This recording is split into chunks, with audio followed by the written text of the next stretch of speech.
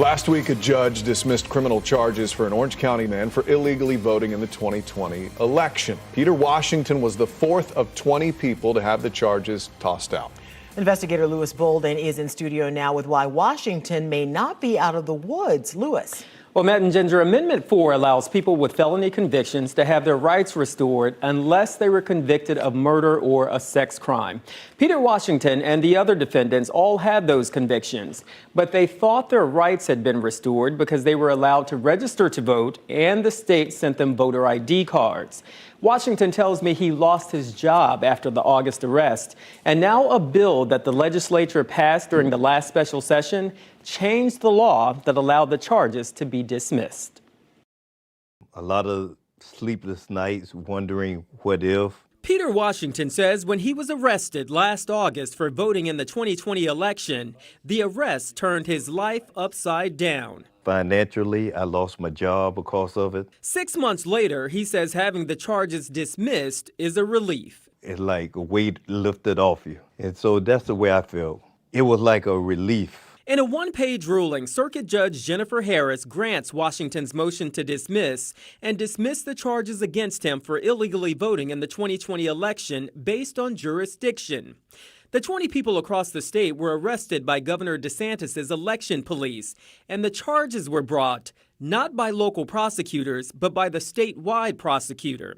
Harris wrote, "The Office of Statewide Prosecution does not have the statutory authority to prosecute this matter." Washington's is the fourth case around the state to be dismissed on the same basis. It was an overreach by the statewide prosecutor. Washington's attorney, Roger Whedon, is working with attorneys representing the other defendants. It says that our argument that the statewide doesn't have the authority to bring these cases is a correct argument. Judge Harris also wrote in her ruling, if the legislature wants a centralized prosecutor with the power to pursue any perceived illegality throughout the state of Florida, the Florida legislature has the authority to create a centralized system, the judge wrote.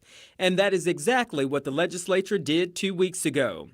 During the special session, lawmakers passed Senate Bill 4B, authorizing the Office of Statewide Prosecution to investigate and prosecute crimes involving voting in an election for federal or state office. Do you think that is going to hold up? No, I don't. They're clearly trying to maintain control over these 20 cases. The question is, with the change in law, can the statewide prosecutor again go after the 4 people who have had their charges dismissed?